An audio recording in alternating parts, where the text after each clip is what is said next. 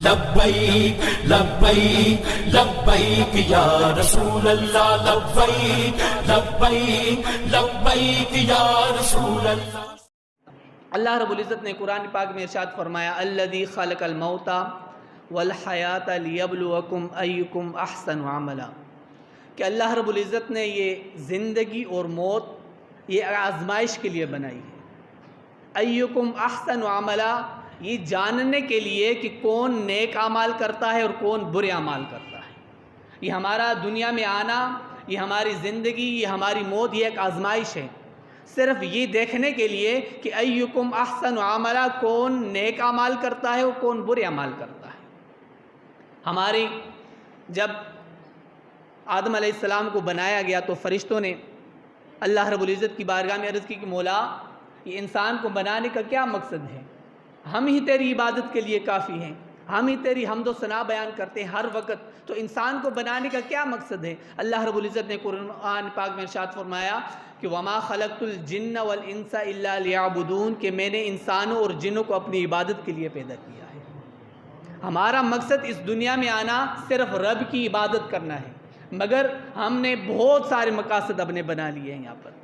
ہمارا مقصد اس دنیا میں آنا صرف رب کی عبادت کرنا ہے، مگر ہم نے اپنے بہت سارے مقاصد بنا لیے، بہت سے کاموں میں ہم الجھ پڑے ہیں، لیکن ہمارا یہاں پر آنے کا مقصد صرف رب کی عبادت کرنا ہے۔ ایک اور مقام پر اللہ رب العزت نے ارشاد فرمایا سورہ انعام کی 120 نمبر آیت میں، اللہ رب العزت نے فرمایا کہ تم اپنے ظاہر کو بھی پاک کر دو اور اپنے باطن کو بھی پاک کر دو۔ تم اپنے جسم کو ظاہر سے بھی پاک کر دو اور باطن کو بھی پاک رکھا کرو، یعنی تم ظاہری گناہ بھی نہ کیا کرو اور باطنی گناہ بھی نہ کیا کرو۔ ایسا تو نہیں ہو سکتا کہ ایک شخص نماز بھی پڑھتا ہو، روزہ بھی رکھتا ہو، وہ حج و زکوٰۃ بھی ادا کرتا ہو اور ساتھ میں وہ جھوٹ بھی بولتا ہو، وہ خیانت بھی کرتا ہو، وہ سود بھی کھاتا ہو، وہ رشوت بھی لیتا ہو۔ نہیں، ایسا نہیں ہو سکتا۔ اسی لیے اللہ رب العزت نے فرمایا کہ تم اپنے ظاہر کو بھی پاک کر دو اور اپنے باطن کو بھی پاک کر دو۔ جب تم اپنے ظاہر کو پاک رکھو گے اور اپنے باطن کو پاک نہیں رکھو گے تو تمہارے اس ظاہر کا پاک ہونے کا کوئی فائدہ نہیں ملے گا تمہیں، کہ تم نماز بھی پڑھو، روزہ بھی رکھو، حج و زکوٰۃ بھی ادا کرو اور ساتھ میں تم جو ہے جھوٹ بھی بولتے رہو، سود بھی کھاتے رہو، تم رشوت بھی کھاتے رہو۔ ایسا نہیں ہو سکتا۔ اسی لیے حضور علیہ السلام تشریف فرما تھے، حضور علیہ السلام کی بارگاہ میں صحابہ کرام تھے، تو حضور علیہ السلام نے فرمایا اے میرے صحابہ بتاؤ کہ مفلس شخص کون ہے؟ تو صحابہ نے عرض کی یا رسول اللہ، وہ شخص مفلس ہے جس کے پاس کچھ کھانے پینے کے لیے نہ ہو، جس کے پاس کچھ پہننے کے لیے نہ ہو، مفلس ہے، غریب ہے۔ تو حضور علیہ السلام نے فرمایا کہ نہیں، وہ شخص مفلس نہیں ہے، وہ شخص غریب نہیں ہے، بلکہ غریب وہ شخص ہے کہ جب کل قیامت والے دن ایک شخص رب کی بارگاہ میں حاضر ہوگا، اس نے بڑی نمازیں پڑھی ہوں گی، روزے رکھے ہوں گے، صدقہ و خیرات اس نے عطا کیا ہوگا، تسبیحات و تحلیلات اس نے پڑھی ہوں گی، بڑی نیکیاں ہوں گی، اس کو اپنے نیکیوں پر مان ہوگا کہ میں نے فلاں فلاں نیکی کی ہے، مگر جب رب کی بارگاہ میں جائے گا اس کا حساب ہوگا، جب حساب اس کا شروع ہوگا تو ایک شخص آئے گا اور اللہ رب العزت کی بارگاہ میں عرض کرے گا مولا، یہ وہ شخص ہے کہ جس نے دنیا میں مجھ پر ظلم کیا تھا۔